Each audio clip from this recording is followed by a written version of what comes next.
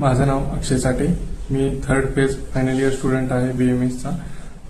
समता Ayurvedic medical college hospital and research centre Aland, जिल्हा गुलबर्गा, राज्य कर्नाटक या ठिकाणी। आज आपण या व्हिडिओमध्ये आपलं जे कॉलेज आहे Samata Ayurvedic medical college hospital and research centre Aland याविषयी बोलणार आहोत। पहिल्यांदा आपल्या कॉलेजचा ऍड्रेस जो आहे तो आळंद गुलबर्गा रोडवरती कोरोली क्रॉस या ठिकाणी आहे, जे की गुलबर्ग्यापासून 40 किलोमीटर आहे, उमरग्यापासून 35 किलोमीटर आहे, लातूरपासून जवळपास 120 किलोमीटर आहे आणि अक्कलकोट पासून जवळपास 50 किलोमीटर आहे, सोलापूर पासून जवळपास 80 किलोमीटर आहे। आपल्या Samata Ayurvedic medical college hospital and research centre Aland या कॉलेजची स्थापना 2021 साली झाली। आपल्या कॉलेजला ऍडमिशनसाठी 60 स्टुडंटची परमिशन आहे। आपलं कॉलेज जे आहे ते राजीव गांधी युनिव्हर्सिटी न्यू दिल्ली यांच्या अंडर रजिस्टर्ड आहे। पहिल्यांदा आपण आपल्या कॉलेजच्या कॅम्पस बद्दल बोलूया। आपला कॉलेजचा कॅम्पस हा 20 एकरवरती मोठ्या भागामध्ये पसरलेला आहे।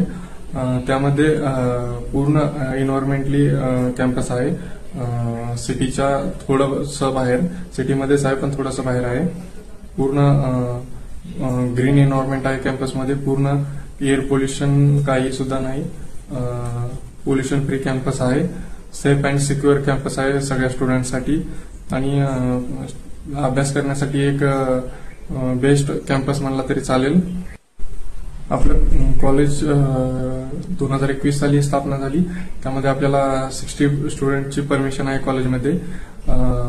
तर कॉलेजमध्ये पहिल्यांदा सगळा आपल्या कॉलेजचे प्रिन्सिपल आहेत डॉक्टर मंजुनाथ आक्की सर, आपल्या कॉलेजचे डीन आहेत डॉक्टर नीता देशमुख मॅडम। आपल्या कॉलेजमध्ये सगळ्या डिपार्टमेंटचे सगळे टीचर्स रेग्युलर बेसिसवर अवेलेबल आहेत। आपल्या कॉलेजमध्ये रेग्युलरली योगा क्लासेस होतात। आपल्या कॉलेजमध्ये सगळे सब्जेक्टचे डिपार्टमेंट ऑल क्लिअर आहेत। सगळ्या जे नेसेसिटीज आहेत डिपार्टमेंटच्या सगळ्या कम्प्लीट आहेत। प्रत्येक डिपार्टमेंटमध्ये सगळे इन्स्ट्रुमेंट्स आहेत।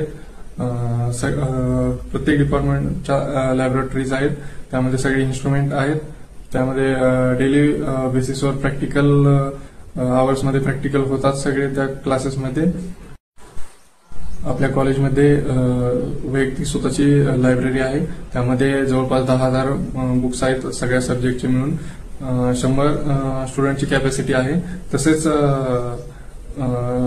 लायब्ररी डिजिटल लायब्ररी सुद्धा आपल्या कॉलेजमध्ये आहे, ज्यामुळे डिजिटल लायब्ररीमध्ये ई जर्नल, ई समिता, ई ग्रंथास जे RGHS युनिव्हर्सिटीचे जे पेपर्स आहेत ते लायब्ररी थ्रू प्रोव्हाइड केले जातात।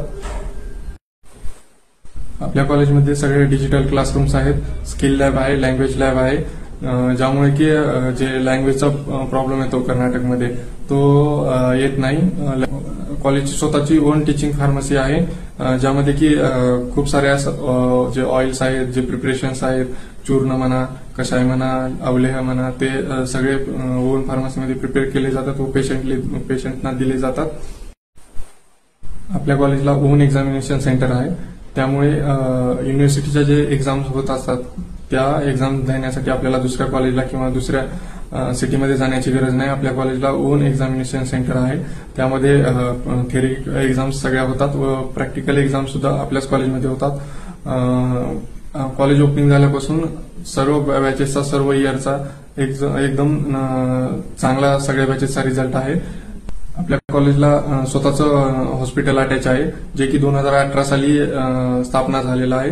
60 बेडचं सध्याच्या स्थितीला हॉस्पिटल आहे, जे की 24/7 अवेलेबल असतं इमर्जन्सी कंडिशनमध्ये आणि स्वतःची कॉलेजची अँब्युलन्स आहे, जे की 24/7 अवेलेबल असते पेशंटसाठी। रेग्युलर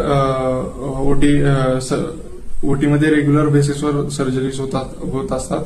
कॉलेजला स्वतःची फिजिओथेरपी डिपार्टमेंट आहे, ज्यामध्ये सगळ्या फिजिओथेरपी प्रोसिजर्स आहेत ते रेग्युलर बेसिसवर पेशंटच्या होत असतात। तसंच पंचकर्मा प्रोसिजर सुद्धा डेली बेसिसवर सगळ्या पेशंटच्या होतात। आपल्या हॉस्पिटलमध्ये सर्व डिपार्टमेंटचे सर्व डॉक्टर्स हे रेग्युलर बेसिसवर आहेत, जे की दररोज अवेलेबल असतात।